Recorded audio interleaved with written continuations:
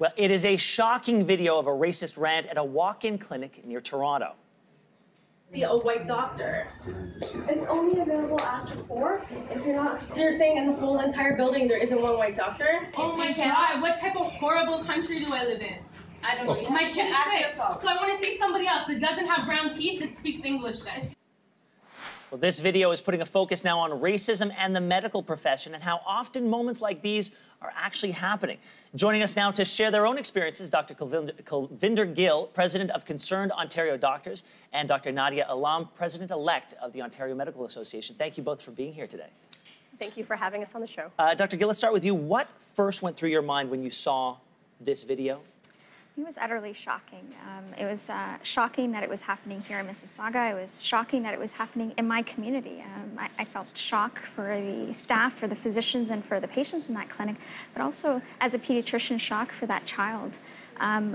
This has been happening for decades, but never as overt as this. Well, that's what I was going to. Was it shocking to you because you've never seen it? I mean, personally, have you ever experienced anything like this? I have. Yes. I have. Sadly, yes. So where does it? But if you have experienced it, then is it more sadness that you're experiencing, or shock that that it was, as you said, it was this Normally overt? It's not as overt, and because of social media, we're now having these crucial conversations. Oftentimes, just a blind eye is actually turned to it. So what have you done when it's happened to you?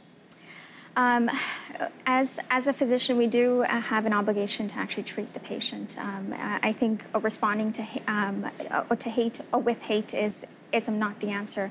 We do need to acknowledge that it's happening. We need to have these crucial conversations, and I think there's an opportunity here to start having dialogue within the medical community. Dr. Alam, the College of Physicians and Surgeons of Ontario says, we've got a board here, it does not have a policy to address that situation, but stressed that the Ontario Human Rights Code states all those who provide services are entitled to do so free from discrimination. So does there need to be a policy in place?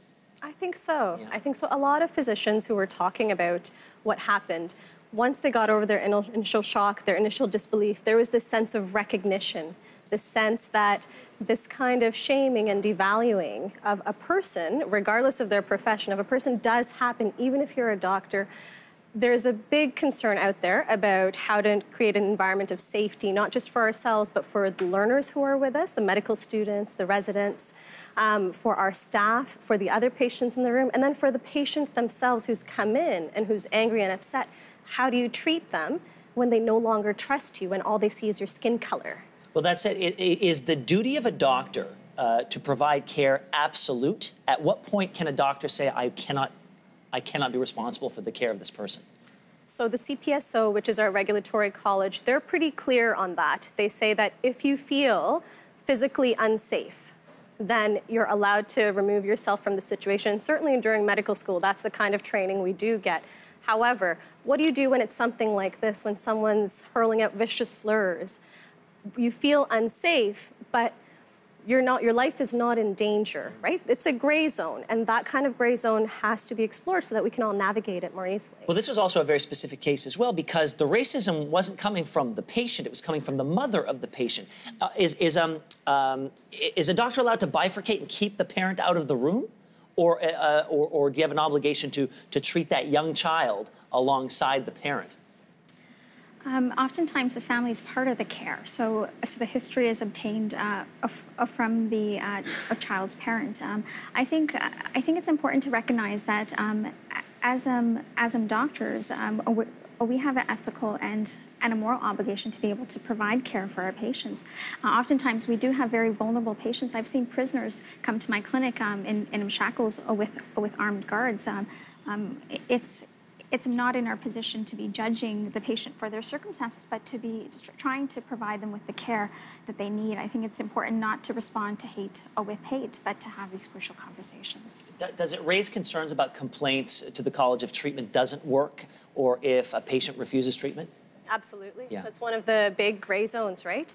Because one of the foundations of good care is the doctor-patient relationship. So when that breaks down, a part of you wonders, well, I can give the best care to the best of my knowledge, to the best of my training, to the best of my skill, but what if things still don't work, right? There is no 100% guarantee in medicine or in life. Stuff sometimes happens and patients stay sick, patients get injured. that sort of thing. What would happen then if this person doesn't already trust my knowledge and my training? Are they more likely to make a complaint? And what are the repercussions of that complaint? Is this not just my personal safety being threatened? Is it my professional safety? Those are questions that we need to explore and answer. Yeah, sadly, we can't answer them today, but I'm very happy that you both came in with your input today. We really appreciate your time. Thank you very much. All right, now it's over to Anne-Marie.